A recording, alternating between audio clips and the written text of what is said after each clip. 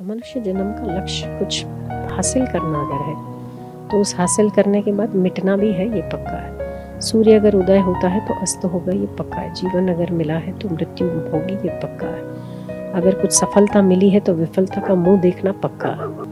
तो संसार है, चलता रहेगा। इसमें दुखी सुखी होके अपने मन को खराब क्यों करना। नियति में जो लिखा है वो तो होके रहेगा, मिलके ही रहेगा। पता है ना आपको, एक भिखारी को कैसे राजा बन गया।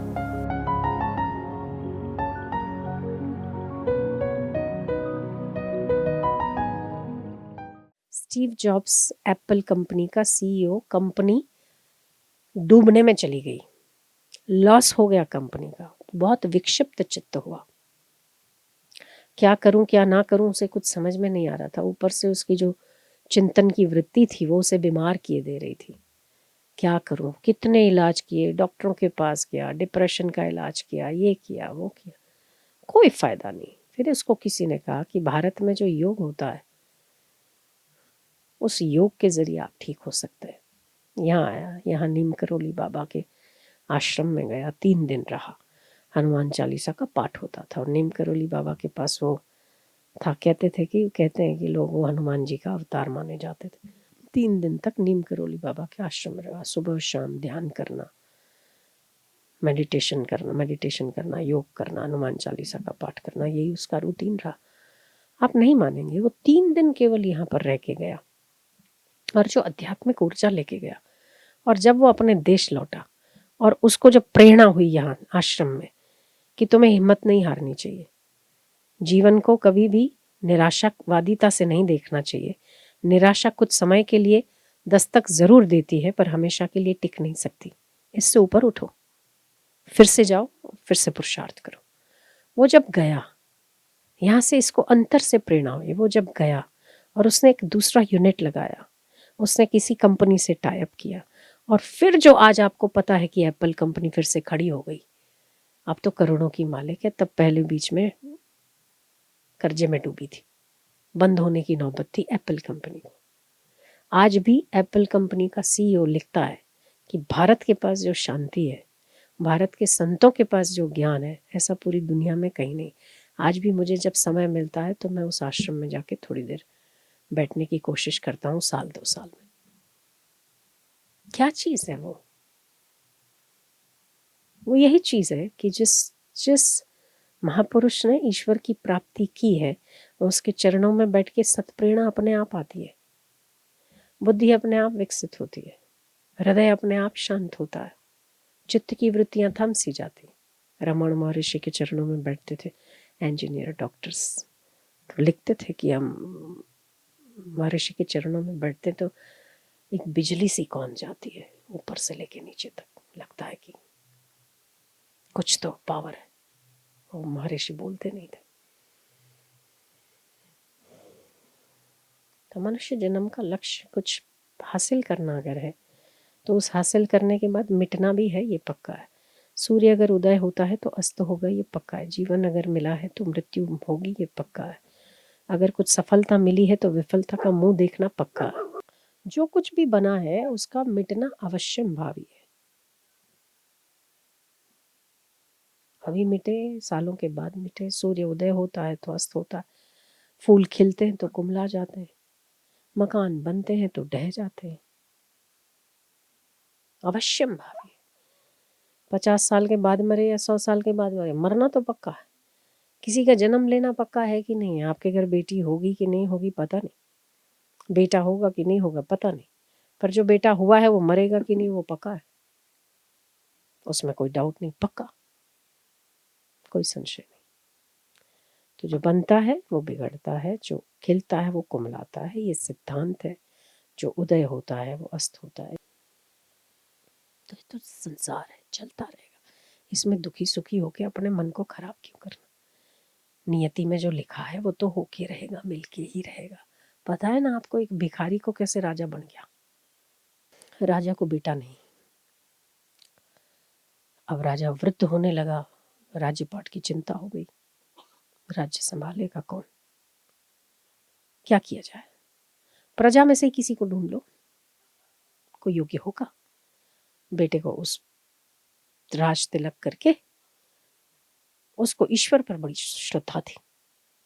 उसने बोला भगवान ने कुछ तो बनाया है मेरे लिए, हम क्यों ढूंढे, ईश्वर ही भेज देगा। महाराज ऐसे कैसे भेज देगा। थोड़ी देर शांत हुआ, राज सिंहासन पे बैठा। देख, इस सिंहासन का मालिक मैं हूं, पर उस सिंहासन का मालिक तू है। सबसे बड़ी सत्ता तेरी है, तेरी सत्ता से हम सत्तान्वित होके ये राज्य संभाल रहे। तुझे ज्यादा पता है कि कौन लायक है इस राज्य के, कौन नहीं। मैं तो नहीं जानता, मेरी बुद्धि छोटी है। कल सुबह राज्य का दरबार खुलने पर सामने जो व्यक्ति खड़ा मिले उसको राज्य तिलक कर देना। अब तू किसको भेज रहा है मैं नहीं जानता। सुबह सुबह सूर्य की किरण उगते ही जो व्यक्ति मेरे दरबार के बाहर, मेरे महल के बाहर, दरवाजा खुलते ही जो पहला दिखेगा, जिस पर दृष्टि पड़ जाए, वही राज सिंहासन संभालने का अधिकारी होगा। सुबह 6 बजे मंत्री ने दरवाजा खोला।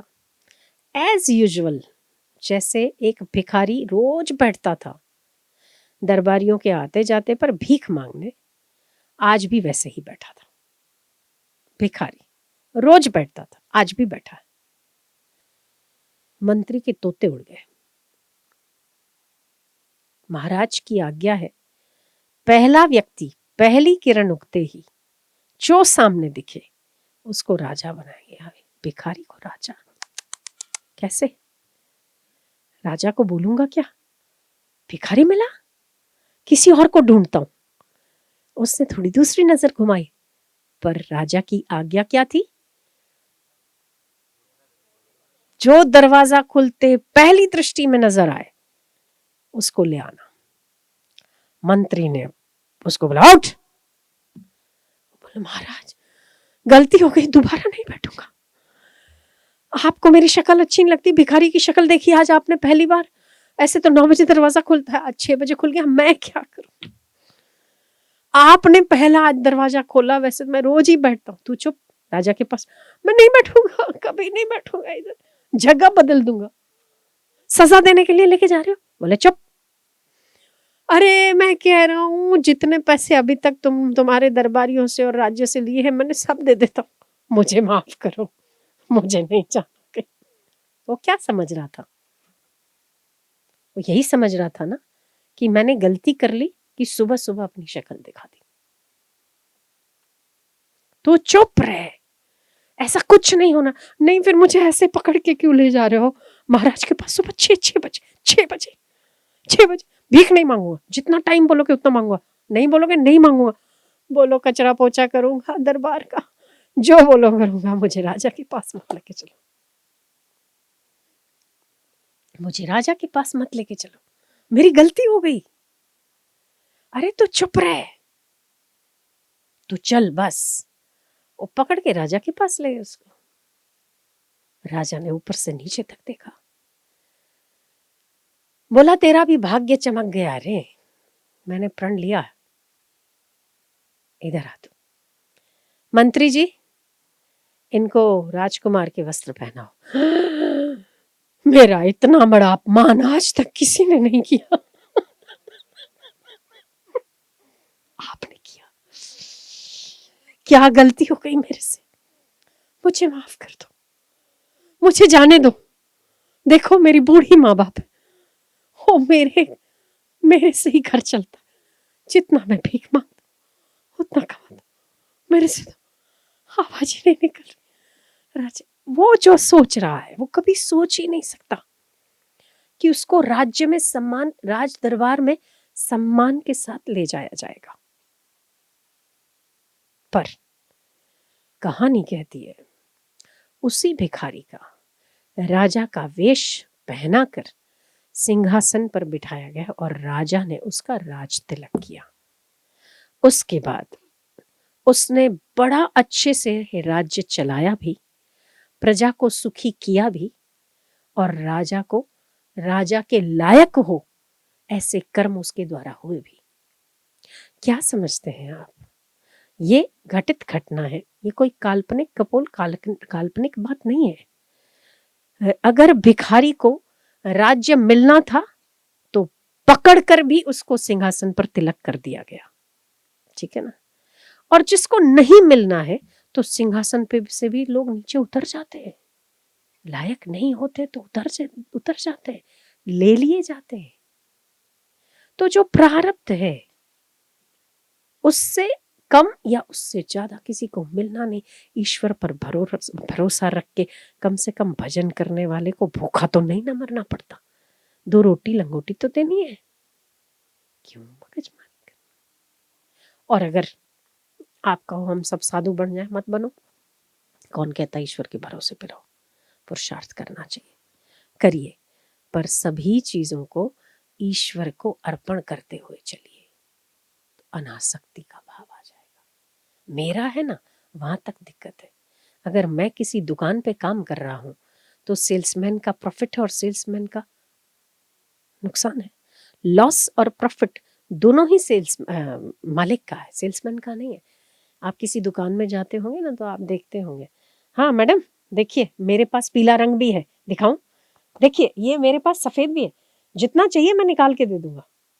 मैं, मेरे पास है, क्या भाषा होती है उसके, मेरे पास है, क्या उसके बाप की दुकान है? नहीं है, बोलता तो है मैं इतना कर सकता हूँ आपके लिए, ये देखिए ये पीला भी है मेरे पास, और कौन सा रंग चाहिए, हाँ मेरे पास ये रंग नहीं मिलेगा पर ये पिंक मिल जाएगा। मेरे पास, कहता तो मेरा है, होती दुकान उसकी नहीं है। सैलरी आती है तो उतनी तो उसको मिलती है, पर अगर लॉस होता है तो वो मालिक को बेयर करना पड़ता है, ठीक है ना। जो आपने पगारदार लोग रखे तो आप पगार तो उनको देते हो पूरा, पर अगर लॉस होता है तो वो पगारदार का नहीं हुआ, मालिक का होता है। ऐसे ये संसार भी एक ऑफिस है, इसको ऑफिस के तरीके से चलिए। ये परमात्मा का दिया हुआ कॉर्पोरेट सेक्टर है, लेना देना करना करना सब ठीक है, पर अगर तो हम सेल्समैन हैं परमात्मा के, परमात्मा की चीज को बेच रहे हैं या ले रहे हैं, तो हमें फायदा तो है पर नुकसान हमारा नहीं है।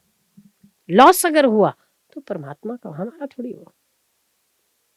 तो ये जो विचारों की हमारी वो है, हम जो अपना मान लेते हैं, सब कुछ हमारा कर लेते हैं, जहां तक मैं है और मेरा है, दिक्कत वहां है। जब तक परमात्मा का है तो दिक्कत ही नहीं है, कुछ है ही नहीं।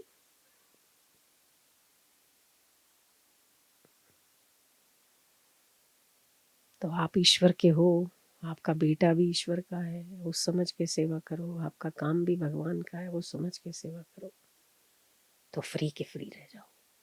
अभी ना बोझा उठा उठा के घूम रहे, और बोझे में ही दिक्कत है। सब करना, पुरुषार्थ करना, फल छोड़ देना परमात्मा पे, सब ठीक। हुआ तो बढ़िया, नहीं हुआ तो बढ़िया, मैंने अर्जी लगा दी है, मर्जी उसकी है, अर्जी हम लगा दी। माँ बाप को पता होना चाहिए कि मेरे बेटे को क्या चाहिए, हम अर्जी लगा दी परमात्मा को, देख भाई मेरे ऐसे ऐसे होना चाहिए, अब देख कर ले वे, तेरी दया है, नहीं करे तो और दया है, मेरी चाही हो गई तो दया है, नहीं हुई तो तेरी चाही हो गई और बढ़िया, क्या बुरा है।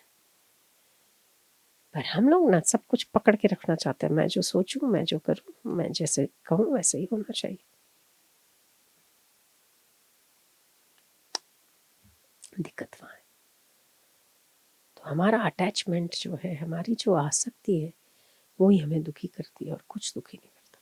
संसार ना दुखदाई है, न संसार में कुछ बुरा है, न संसार धोखेबाज है।